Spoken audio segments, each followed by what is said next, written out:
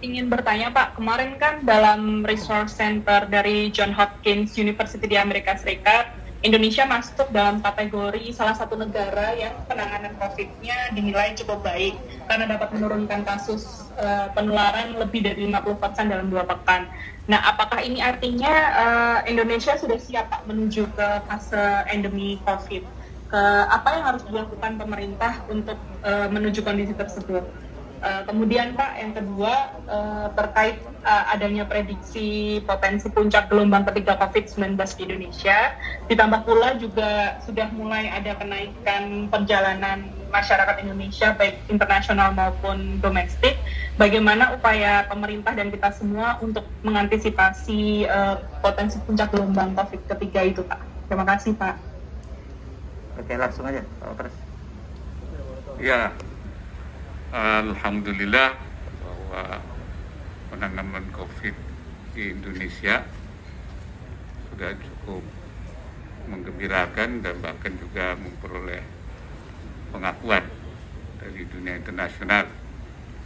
Karena itu memang kita sedang mempersiapkan selanjutnya itu bagaimana Indonesia menghadapi endemi. Ya.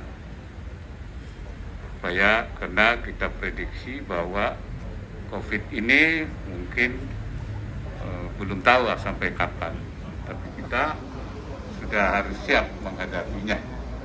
Nah, untuk seperti apa langkah-langkah itu, mungkin secara lebih detail bisa dijelaskan oleh Pak Menteri Kesehatan. Silakan Pak Menteri. Terima kasih Pak Wapres. Teman-teman, memang nggak ada pandemi yang selesai dalam waktu singkat. Yang paling pendek setahu saya 5 tahun, tapi ada yang puluhan tahun sampai ratusan tahun. Jadi kita mesti belajar hidup dengan mereka. Yang pertama yang harus kita lakukan, pastikan semua teman-teman cepat vaksinasi. Itu yang nomor 1. Ya.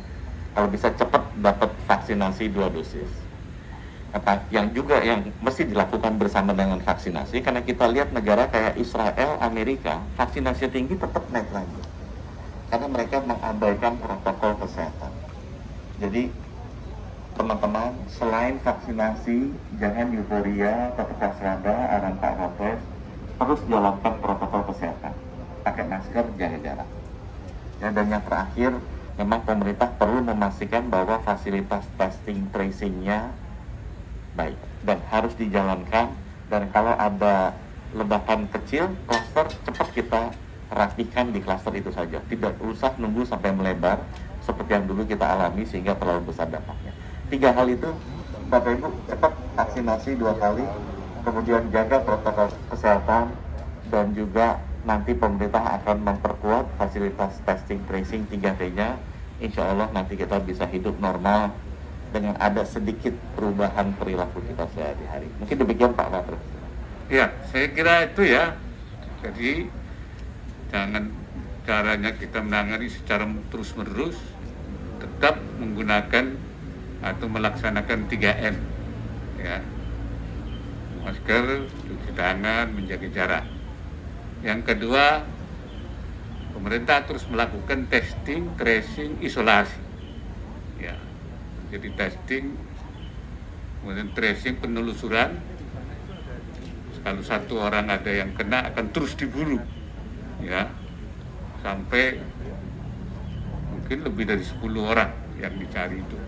Dan kalau ketahuan langsung isolasi, tidak dibiarkan. Kemudian juga vaksinasi. Nah, vaksinasi ini kita akan terus upayakan supaya bisa mencapai sampai 208 juta masyarakat supaya tercapai immunity-nya. Itu barangkali. Dan karena sekarang sudah mulai juga dibuka ya kelonggaran-kelonggaran di mall, nah sudah mulai diterapkan peduli lindungi. Kira begitu ya, Pak. Jadi peduli lindungi ini supaya jangan sampai ada orang yang positif terkonfirmasi dia keluyuran kemana-mana, sehingga dicegah terjadi itu. Nah, ini beberapa. Kemudian mungkin untuk mengantisipasi kemungkinan adanya varian baru, nah juga Indonesia tidak mau kecolongan lagi seperti yang pernah terjadi pada waktu varian Delta, sehingga kita sampai akhirnya terjadi peningkatan yang cukup tinggi sampai 56.000 ya. Nah, oleh karena itu kita tidak ingin mengulangi itu. Yang pertama yang kita siapkan adalah pintu masuk, itu baik udara, laut, darat, itu diperketat. Dan orang yang akan bepergian juga dilakukan pengawasan, ya, baik karantinanya maupun juga persyaratan selain vaksinasi juga terus akan dilakukan pencegahan. Ini yang, dan juga mempersiapkan kemungkinan tidak juga ingin kecolongan, yaitu penyiapan rumah sakit dengan segala macam kebutuhan yang diperlukan, oksigen, obat-obatan, ini terus disiapkan untuk antisipasi kalau terjadi misalnya, karena dunia mengalami, kita sudah siap untuk menghadapi itu. Itu barangkali yang pertama. Oke.